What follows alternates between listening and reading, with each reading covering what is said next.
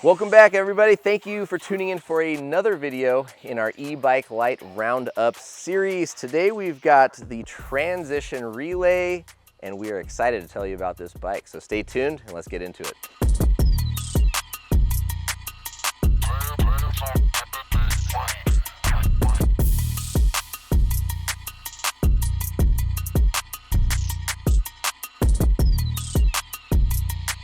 The Relay is available from $67.99 up to $12,499, and they have a Relay and a Relay P&W edition, which is increase in travel and a mixed wheel, whereas this is the 29-inch wheel, 160 mil front and rear travel version. And I think, quite frankly, is the version we would pick. I don't foresee myself wanting more travel out of this bike, but I might put a small wheel in there. I think in some scenarios, having a little shorter, smaller rear end might be a lot of fun, but fun wasn't something this bike was lacking on. So let's get into the geo on this 43-pound Enduro e-bike. 485 millimeter reach, 637 stack height. The BB height sits at 350 millimeters, 448 millimeter chainstay with a 1,280 mil wheelbase. It's got a 77.8 degree seat tube angle and a 64 degree head tube angle, tying it with the Forestall as the slackest bike here in the group test. Let's touch on drive unit and battery and get into some ride impressions. So it has the Fazua Ride 60 Newton meter drive unit and a easily removable 430 watt hour battery. And of course, that ever-changing promise of a range extender, which you Fazua riders are probably well aware of. So, ergonomics of the control, display. Chris, what do you think? It's simple. I don't mind the ring. Okay. There's not a lot to break right here. I noticed on the Specialized that there's a crack in that thing already. Yeah. Which if I spent a lot of money and I see that crack, I'd be pretty bummed. So yeah. I think it's ergonomically, it works for what it's meant to do. Ride impressions. I didn't even look at the geo numbers and I really didn't study them. This thing just felt great pedaling. It felt great going down. Okay. It was the funnest bike that I rode, and my pick. Okay. Right, so there's not a lot to say about this thing other than it rips downhill, it goes up fast, the motor's got plenty of power. There's really nothing I did not like about this system whatsoever. Oh, all right, okay. Sean?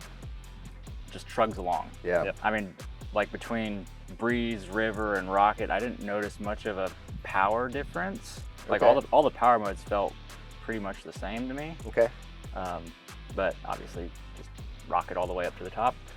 And I mean, it just goes. Yeah. Yeah. Absorbs all those rock hits up the like chunky, steep pitches. And yeah, I thought the suspension platform did a really good job remaining comfortable and offering some good traction. Didn't feel too wallowy. Obviously, there is a climb switch if you're on a fire road for a while. I did notice a little difference in the power, and obviously, you know, you get into the Fazua app and do what you want in there. You don't really get a ton of fine details with this 5 LED display here at the hub.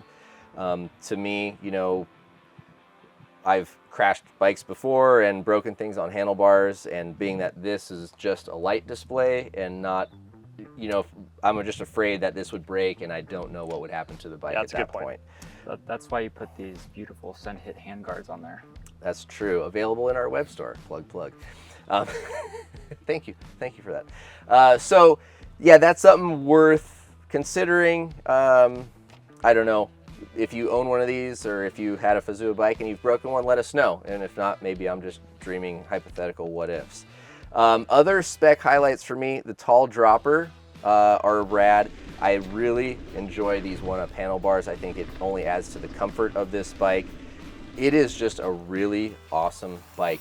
I did feel in tight switchbacks, both climbing and descending, that it feels a little bit like kind of tall and long.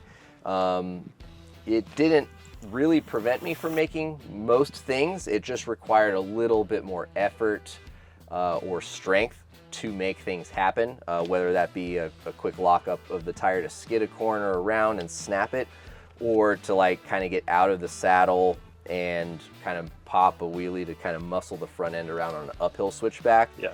But again, it's a 160 mil, 29-inch wheel, you know, long, big, burly bike with a 64-degree head tube angle. So I don't think it's out of line for that.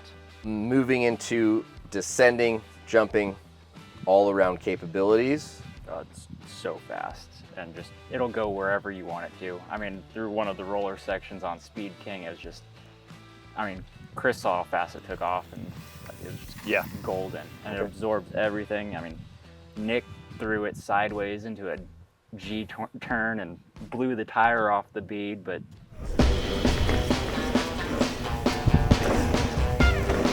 Woo, Max! Oh, good God!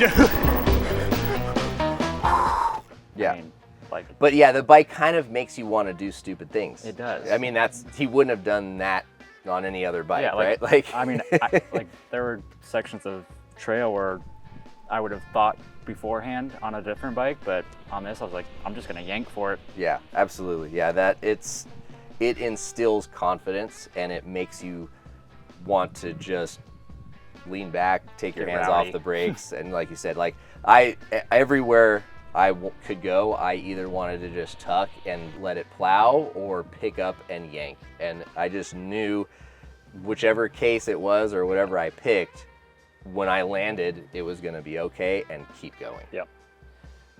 Big standouts, final thoughts. Who do you think this bike's for? This is for another one for everyone. Like, this thing does everything really good, Okay. extremely well. Okay. I'm gonna up it a level. Okay.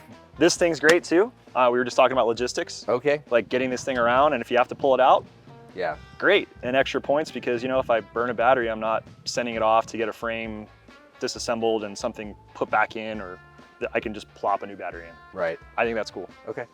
Yeah, it's I guess something worth mentioning is that the battery is designed to be removed. It has to be removed to charge.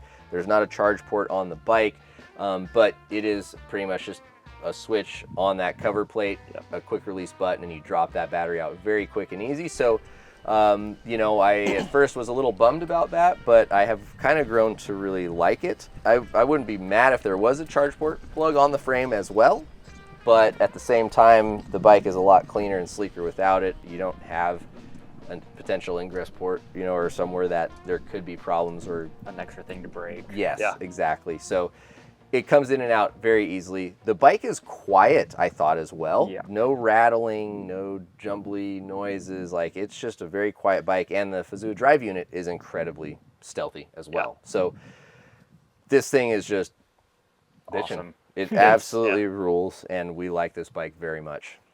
So nice job transition. Killer bike all around. Out of 10, what do you, a 9? 9. Okay. I'm going 925. 925. Okay, all right. I'm gonna also go with a 9.25.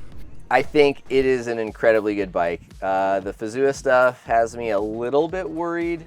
As a first-year product. As a smaller brand, I think, newer product. Like, there's certainly some issues. I think it's worth mentioning we did have one where we lost power on this bike. It just wouldn't turn on, but after getting all the parts to repair and replace everything, we found out that just loosening the ring controller was all it took to restore power, and we didn't have any issues since, right? Like, we were loosening it off to disassemble everything and put the new stuff on.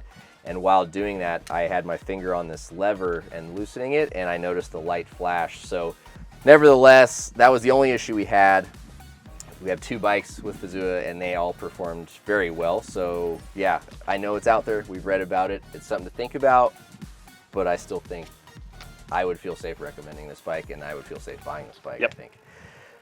So that's it. Stay tuned for the rest of the reviews in the series as we make our way to the grand finale and see where this bike stacks up against the other 7 competitors. Thank you guys for watching. Please don't forget to subscribe to the channel and leave any comments down below. We'll see you out on the trails.